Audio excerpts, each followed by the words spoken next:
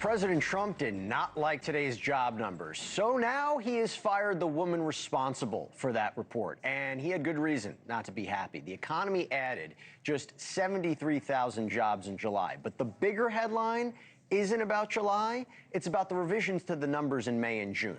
More than 258,000 jobs were shaved off between the 2 months. Trump is calling that a major mistake, manipulated for political purposes. But it is worth noting that every jobs report under every president sees revisions both upward and down. And if you go back 12 months, there's no version of this economy where hiring hasn't slowed. If you're looking for a silver lining, I'll tell you this much, take a look at wages. Average hourly earnings are up 3.9% over the last 12 months, outpacing inflation over the same period. The translation is, what you earn is growing faster than the prices of the things you buy.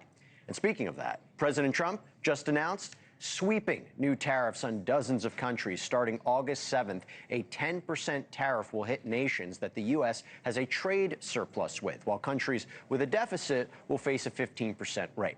Now, on Wall Street today, sea of red. The Dow down more than 500 points, and still stocks remain near record highs. So Trump's tariffs, they kick in, markets drop. We've seen this movie before. It's important to note we really don't know what the ending is. We don't yet know whether these tariffs will be a smashing success, a disaster, maybe something in between. So we want to go right now to NewsNation's Kellie Meyer, who is live for us at the White House. So Kellie, the head of the Bureau of Labor Statistics is out.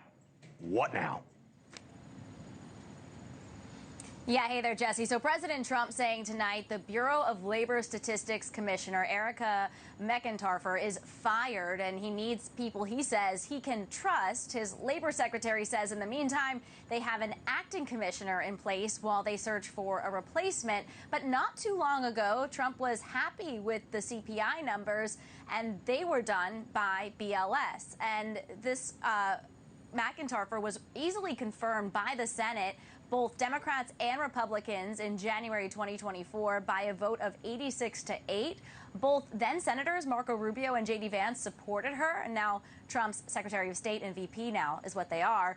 The Trump administration is no stranger to slamming agencies or groups that come out with news that the president doesn't like. President Trump slammed the Congressional Budget Office, for example, to discredit projections about his new tax law, adding to the debt. And more recently, the president was slamming the Federal Reserve, which we saw this week, even just moments ago, which even many Republicans say should remain independent.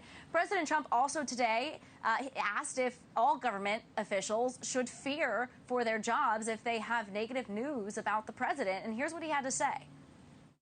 I've always had a problem with these numbers. You know, I was thinking about it this morning. Before the numbers that came out, I said, who is the person that does these numbers? And then they gave me stats about before the election. I had a similar problem. I mean, she gave out numbers that were so good for the Democrats. It was like unbelievable. And then right after the election, she corrected those numbers with, I think, almost 900,000 corrections. I think nobody had ever seen anything like it. Well, today she did the same thing with the 253,000, whatever the number was. No, we need people that we can trust. The president is happy, though, with his tariff rollout, though it was a bit of a plot twist. These reciprocal tariffs, they're not going into effect until next week. I'm told this isn't an extension. It just takes time for Customs to start collecting these. And President Trump didn't say today if he made any other deals, though he did say his door will always be open to compelling offers, he says. Jesse. And we'll watch for that. Kellie Meyer, thank you so much. Thank you for watching. Subscribe below and download our NewsNation app right now on your phone, and you will get fact-based, unbiased news for all Americans.